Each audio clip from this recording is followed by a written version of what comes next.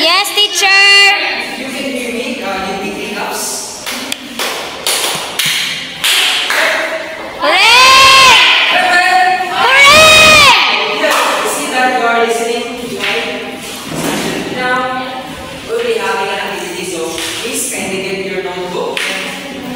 What you have to do is to list all the kitchen utensils that can be found in your kitchen. I'll give you 3 minutes to do that. And you will choose one representative that will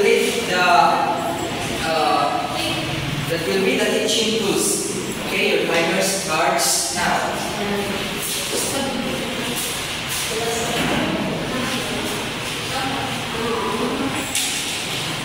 Are you done, class? Yes, teacher! Okay, can you present your work in front of the class? Ako nakita teacher sa akong kitchen kaya naisip sa platong kutsilyo luwak ko. Yes, very good.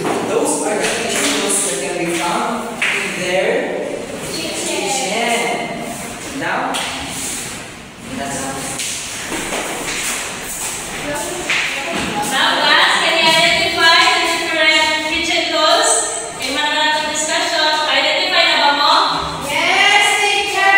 Who can give me the definition of cutting tools? Cutting tools is used for teacher, pagkat ko mga lamas. Yes, tama. And who can give the definition of jars and containers? Antolo. Mga teacher, kaya nasundanan sa mga pwede sa bugas, sa mga asin, sa mga ginagawa.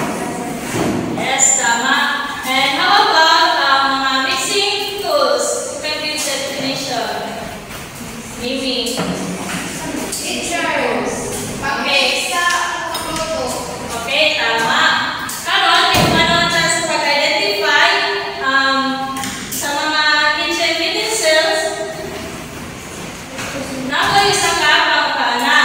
And I want Trasa to answer this question. If you are given a chance to bring new tools and equipment, what would it be? Indo.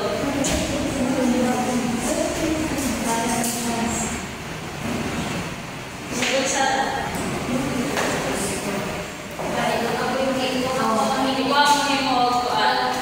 Ako mahimong notes, teacher, gusto ko mahimong ito dahil para sa gamit sa pag-take teacher.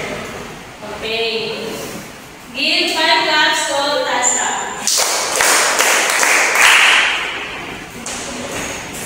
Have you learned today, class? Yes, teacher!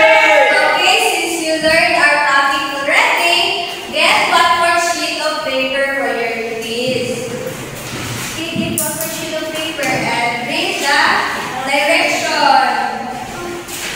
Can you please read the direction? The third column draw star if the statement is column A match with column B. If not, write the correct words that best describe the statement. Do you understand, class? Yes, teacher. You only have 3 minutes to do the activity. Yes, teacher.